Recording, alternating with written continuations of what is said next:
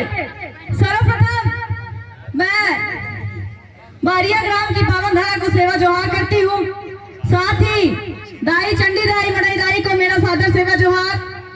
यहाँ के समस्त शक्तियों को सेवा जोहार करते हुए मैं सेवा जोहार करती हूँ।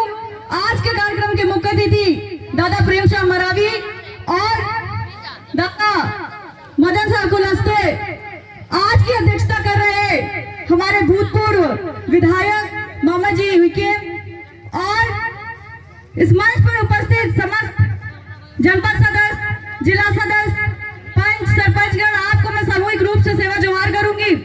सेवा जोहार करना चाहूंगी मैं मातृशक्तियां, पितृशक्तियां, युवा मेरे साथी और नन्हे मुन्ने बच्चे जो हमारे गोंडवाना साम्राज्य का भविष्य है। दरअसल अभी आजकल की युवा पीढ़ी जो शायद कुछ डिग्रियां हासिल कर ली है, उनमें से एक मैं भी हूँ। मैं ये बात कहते हुए क्षमा मांगना चाहती हूँ जब वो कहते हैं कि आपको शिक्षित होना पड़ेगा, आप शिक्षित नहीं है, आप अशिक्षित है, आप अनपढ़ है। मैं आप माता शक्तियों और पितृ शक्तियों जो आज के इस युवा पीढ़ी के लिए उनके पुरखा होंगे, वो आपको इस तरह शब्दों से जब संबोधित करते हैं, मैं उसके लिए क्षमा प्रार्थी हूँ। क्योंकि आपसे मैं बात करूंगी उससे पहले मैं एक छोटा सा इंट्रोडक्शन दे दूं मेरा। मैं संगीता प्रेमचंद मरावी डिंडौरी जिले के ग्राम पंचायत बरेली की सरपंच हूँ और आपके जिले बालाघाट की बहू हूँ। मैं उनके परिवार की बहू हूँ और मुझे इस पावन धारा में आते हुए बेहद ही गर्व महसूस होता है, क्योंकि मामा जी उनके जैसे आपके नेता रहे हैं, आपके मार्गदर्शक रहे हैं, प्रतिनिधि रहे हैं, जिनका आपने कार्यकाल 5 साल तक देखा हुआ। उस व्यक्ति ने जो काम दिल्ली भोपाल तक कर रखा है, जो अनाधिकार जो कानून था 2006 में, शायद ये 2003 के विधायक रहे होंगे, 3 विधायक, उनकी देन है। तो इसके लिए मैं आपको बारंबार जोहार करती हूँ। आज हम बात करेंगे मातृशक्तियों, पितृशक्तियों, जो अक्सर आजकल के युवा कह देते हैं कि आप अनपढ़ है, अशिक्षित है। आपको मैं इस दुनिया में सबसे ज्यादा शिक्षित मानती हूँ, सबसे ज्यादा पढ़ा लिखा मानती हूँ, क्योंकि जो आपके पास ज्ञान है, हमारे पुरखों का ज्ञान जो आपने संजो रखा है, वो शायद दुनिया की किसी किताब में नहीं है। सही बात है। ये किताब, कोई भी ज्ञान जो हमारे पुरखों के पास है, वो किसी को नहीं दे सकते। हमने चंद किताबें पढ़ी होंगी। मैं मीडिया से हूँ, पत्रकार रह चुकी हूँ, असिस्टेंट प्रोफेसर रह चुकी हूँ मीडिया से।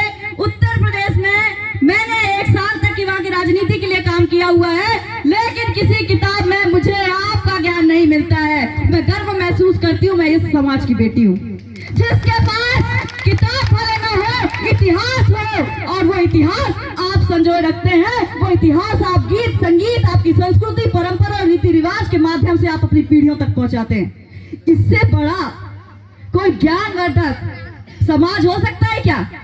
फिर कैसे कह देते हैं आज के युवा हमारे कि हमारा समाज शिक्षित नहीं है, साक्षर नहीं है। साक्षर है, दस्तखत करना आता है ना, बस साक्षर काफी है। वो शिक्षा का क्या, वो शिक्षा का क्या मतलब जो आपकी संस्कृति को कुचल दे, जो आपकी परंपराओं को कुचल दे और कहे कि हम शिक्षित है। ऐसे शिक्षक कोई मतलब है? नहीं है ना। आपका जो धोतिया बांधते आती होगी, 16 हाथ की धोती आप जो पहनते आती हो, दावे के साथ कह सकते हो पढ़ी लिखी लड़कियां और वो पढ़े लिखे युवा ऐसे धोती नहीं बांध पाते होंगे। ये शिक्षा का क्या मतलब है? क्या नहीं है ना। तो आपसे ज्यादा कोई कहे कि आप रहने दो, आपको नहीं आता, आप पढ़े लिखे नहीं हो, आप अनपढ़ हो, तो उनसे कहना जो हमको आता है वो तुमको 7 जन्म लग जाएंगे किसी किताब में ढूंढने में, कहेंगे ना। आप एक बार आप खुद के लिए ताली बजाइएगा। संस्कृति, परंपरा, रीति रिवाज कह रहे हैं कि खत्म हो रही है और हमारी जो युवा पीढ़ी है वो कह रहे हैं आपसे कि खत्म हो रही है। मुझे आप सबको देख के तो नहीं लगता कि हमारी संस्कृति कभी मर सकती है, कभी खत्म हो सकती है। जब तक आप जीवित हैं उसे कोई नहीं मार सकता, और जब तक मैं जीवित हूँ मुझे लगता है मेरी संस्कृति आखिरी सांस तक जीवित रहेगी, है ना। तो आप संस्कृति की बात कर लेते हैं। संस्कृति कैसी? संस्कृति वो संस्कृति जो आप मातृशक्तियां संजोए हैं। जब संस्कृति की बात होती है तो कहते हैं मातृशक्ति ऐसे आगे लेकर जाती है, पितृशक्तियों को कोई हाथ नहीं है क्या? जब आप उम्मीद करते हैं कि संस्कृति के नाम पर, वेशभूषा के नाम पर मातृशक्ति अगर 16 हाथ की धुतिया पहने, तो मैं कहना चाहूंगी युवा साथियों से, जब आप समाज आते हैं तो क्या हम उम्मीद नहीं करेंगे कि हमारे बेटे भी धोती में नजर आए? आना चाहिए ना? क्यों नहीं आते? आना चाहिए। आप बिगाड़ रहे हैं, आपने शिक्षा ऐसी ग्रहण कर रखी है, फिर कहते हैं कि आपका समाज शिक्षित नहीं है।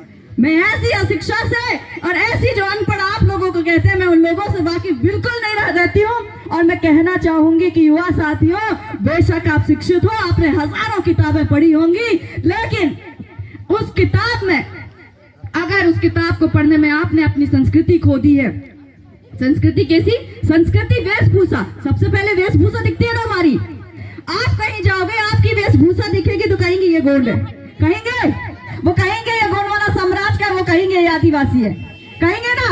आपकी भाषा बाद में आएगी, आपकी बोलचाल बाद में आएगी, आप कितने शिक्षित बाद में समझ में आएगा। सबसे पहले मुझे देख के अपनी मेरी वेशभूषा से यही समझेंगे कि यही गोंड है। बताने की जरूरत है क्या? किसी किताब में ढूंढने से मिलेंगे क्या? नहीं ना।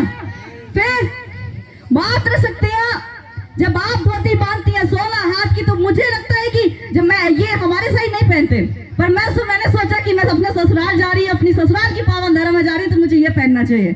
मुझे गर्व महसूस होता है कि मैं दो क्षेत्रों की, अभी मैं थोड़ी सी भाषा सीख रही हूँ, थोड़ा थोड़ा आता है मामा जी मुझे, ये तरह और ये सिम है ना, गाटो, कुसड़ी, साड़ी, ये सब थोड़ा थोड़ा सीख रही हूँ। मुझे लगता है कि मेरे जितना सौभाग्यशाली कोई नहीं होगा कि मुझे उस डिंडोरी जिले की संस्कृति भी पता है और आप जैसे लोगों से मुझे भाषा सीखने मिलेगी, है ना।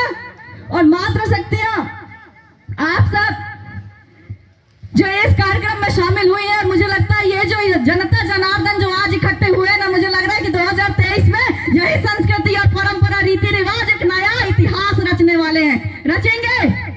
जब मैं बात कर रही थी वनाधिकार कानून की 2006 की, मैं कहती हूँ जब ये 3 विधायक दिल्ली में कूच मचा सकते हैं, सोचिए अगर 30 विधायक और आपने पैदा कर दिया, तो सोचो आप ये दिल्ली तो छोड़िए, पूरे विश्व में धूम मचाएंगे ना।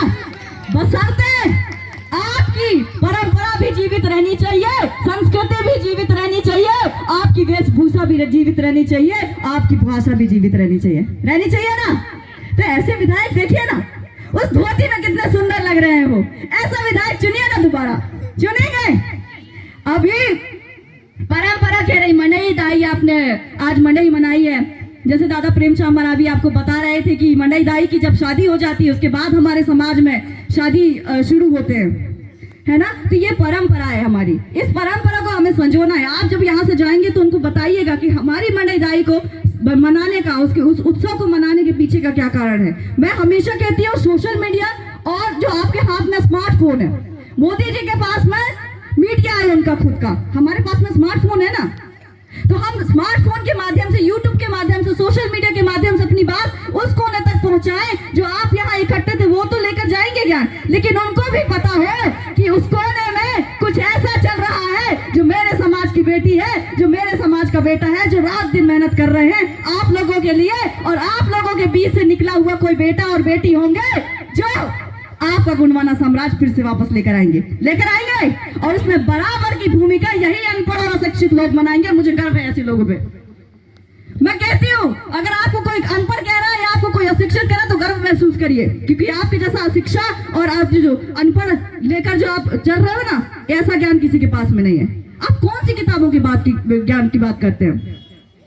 मैंने यूनिवर्सिटी में पढ़ा है, मैंने पढ़ाई करी है, लेकिन मुझे उस यूनिवर्सिटी की डिग्रियों में घमंड करने से ज्यादा मेरे दादा प्रेमचंद मरावी की संस्कृति को दी हुई और वो जो परंपरा उन्होंने सिखाई है, वो जो वेशभूषा मुझे पहनना सिखाया है, मुझे उस पर ज्यादा गर्व है। अगर मैं ऐसी संस्कृति को, परंपरा और रीति रिवाज को लेकर नहीं चलूंगी तो मुझे लगता है वो किताबें जला देनी चाहिए। जला देनी चाहिए ना, जला देनी चाहिए ना। क्यों रखना है, किस लिए पढ़ना है? सिर्फ नौकरी के लिए? मैंने 70,000 की नौकरी ठुकराई है, सिर्फ इसलिए नहीं कि मुझे नौकरी मिल रही थी, वो मुझे सरपंच बनना था। मुझे ये बताना था कि अगर मैंने नौकरी के लिए पढ़ाई करी है और मैं संस्कृति, रीति रिवाज, परंपराएं ऐसे मर गई जो आज के युवा कह रहे हैं कि मर रही है, दरअसल वो मर नहीं रही, हम उसे मार रहे हैं। मार रहे हैं ना। यही अनपढ़ अशिक्षित लोग हैं जो हमारी परंपरा, रीति रिवाज को बचा कर रखे हैं। वरना हमारे आज के युवा तो है वो डीजे की चाल में चल रहे हैं। उनके लिए क्या सिवा और क्या लकी, क्या कर्मा और क्या रीना नहीं बचा है ना। इसको बचा कर रखिए ना, बचा कर रखिए, तब बचेगी आपकी संस्कृति, बचा कर रखिए तब बचेगी आपकी परंपरा। आप भाषण देंगे स्टेज में चढ़ के, आप मंच में चढ़कर भाषण देते हैं कि आपकी संस्कृति बचानी चाहिए, और आप वही जीन्स पैंट लगाकर घूमते। ये दुख की बात है ना हमारे समाज के लिए, दुख की बात है ना। आप उम्मीद करते हैं दूसरों से, लेकिन आप जीवन में उसे अपनाना नहीं चाहते। आप बात करेंगे कि आप बचाइए उससे। सोशल मीडिया में बहुत सारे ट्विटर हैंडल्स हैं, और फिर वहां ये चलता रहता है कि आपको संस्कृति बचानी है, परंपरा बचानी है, लेकिन जब जमीनी स्तर में उतरते हैं तो वही सोशल मीडिया में पोस्ट करने वाले लोग शायद हमारी उस संस्कृति और परंपरा को जमीन पर जिंदा नहीं रख पाते। और ये बड़े दुख की बात है हमारे समाज के लिए। परंपराओं की जब बात करते हैं, हम संस्कृतियों की बात करते हैं, जब छोटा बच्चा हमारा जब जन्म लेता है ना, तब से हमारी रीति रिवाज परंपरा चालू हो जाते हैं। जब वो मरता है तब भी ऐसे गीत उसे सजा धजा कर बैंड बाजा के साथ हम विदा करते हैं। ऐसे समाज में खुशहाली है, ऐसे समाज की जो संस्कृति है उस पर गर्व करना सीखिए। जिस दिन गर्व करना सीख जाएंगे उस दिन ज्ञान नहीं देंगे किसी को हमारी संस्कृति मन रही है, या फिर आप अशिक्षित है या फिर आप अनपढ़ हैं।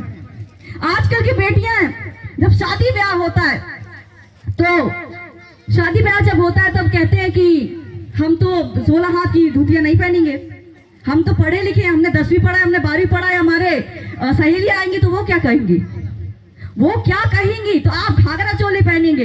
अरे आप घाघरा चोली भी पहनोगे तो यही कहेगा कि गोंड का बच्चा है, बोलेंगे ना। तो अगर आपको बोल रहा है कोई कि आप गोंड का बच्चा हो, आदिवासी का बच्चा हो, तो अरे अपने वेशभूषा में आओ ना। वेशभूषा में जिस दिन आओगे उस दिन सीना आपका चौड़ा हो जाएगा। आपको महसूस होगा कि आप वही राजा महाराजाओं की औलादे हैं जो कभी दोनों हाथ सोने से लदे रहते थे। सही है? तो आप क्यों ऐसे गरीबी से महसूस करना चाहते हैं कि हाँ मुझे अगर घाघरा चोली में नहीं जाऊंगी तो मेरे सहेलियां क्या कहेंगे? क्यों ऐसा महसूस करते हैं? अगर आपने सूट बूट नहीं पहना तो आप गोंड का वो दूल्हा बेटा, अच्छा राजा वाला बेटा नहीं कहलाएंगे।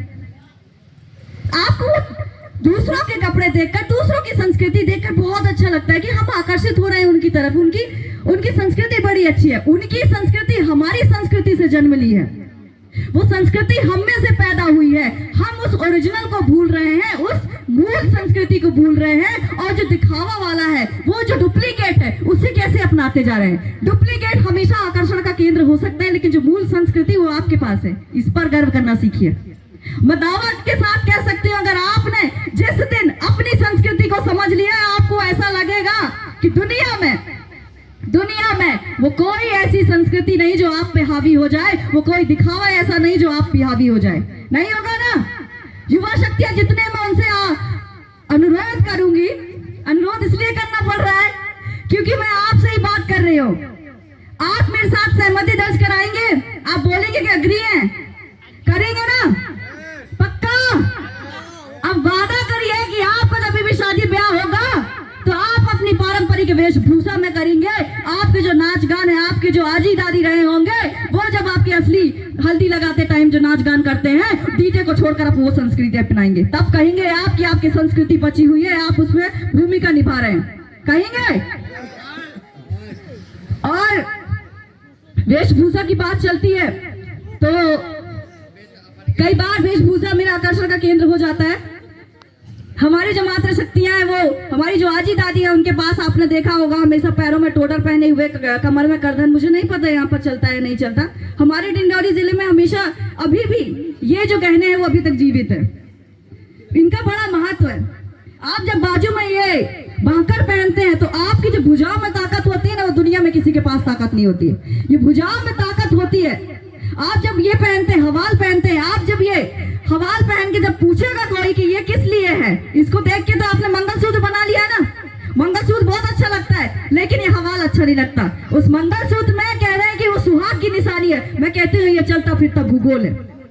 इसमें वो जानकारी है जो शायद भूगोल में आपको पन्ने पलटने पड़ेंगे, लेकिन इसमें कौन से राजा ने आपके देश में, कौन से राजा ने कब शासन किया, वो सारी जानकारी है। आप कोई से सिक्का पलट के देख लो, तो कैसे शिक्षित नहीं हो? आपको पढ़ना आता था तब तो आपने सिक्कों को संजोया है ना, अपनी छाती पे संजोया है ना।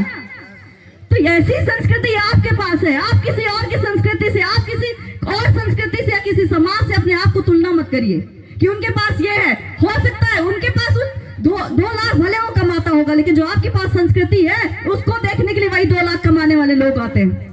और जो संस्कृति और जो परंपराओं की बात करते हैं, कहते हैं हमारी संस्कृति परंपरा मर रही है, वो लोग बात करते हैं जो 20-25 साल से खुद शहरों में बसे हुए हैं, जिनको हमारी संस्कृति का साफ ही नहीं पता होगा। बात करते हैं ना, आपको तो नहीं पता था, आपको तो जीने की आदत है, आपकी तो जीवन शैली है, आपका तो डेली का रूटीन है, ये दैनिक जीवन है। गहने पहनना आपके लिए कोई बड़ी बात नहीं है, नहीं है ना? आपको गहने पहनना कोई बड़ी बात नहीं है, आपकी धुतिया पहनना 16 हाथ की कोई बड़ी बात नहीं है, लेकिन वो बाहर से आके कहते हैं कि आपकी संस्कृति मर रही है, आपकी संस्कृति खत्म हो रही है, आपको ये बचाना है। कहीं से बताने की कोई जरूरत नहीं है। आपकी संस्कृति आपके हाथ में है। आपकी संस्कृति अगर मेरे पुरखों के हाथ में है तो कोई ऐसी दुनिया की शक्ति नहीं है जिसे नष्ट कर सकती है, नहीं कर पाएगी ना। मात्र शक्तियां, अभी मैं आपसे एक अनुरोध करूंगी, एक बार सेवा सेवा का नारा लगाएंगे क्या? थोड़ा शांत सा हो गए, मुझे ऐसा लग रहा है जैसे मैं यूनिवर्सिटी में पढ़ा रही हूँ, मेरे स्टूडेंट शांत होके देख रहे हैं है ना?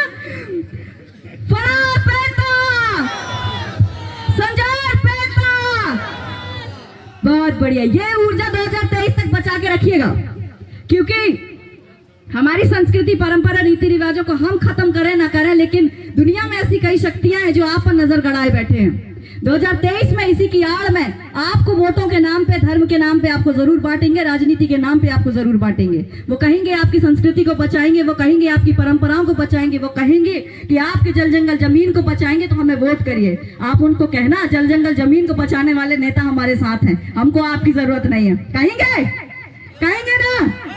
संस्कृति को पहनकर चलने वाले नेता हमारे पास है, संस्कृति को दिखाने वाले नेता हमारे पास है, तो हम किसी से यह कहने नहीं देंगे कि आप हमारी संस्कृति को आकर बचाइए, हमारी परंपराओं को बचाइए, हमारे गहनों को बचाइए, हमारे आभूषणों को बचाइए, वेशभूषा को बचाइए।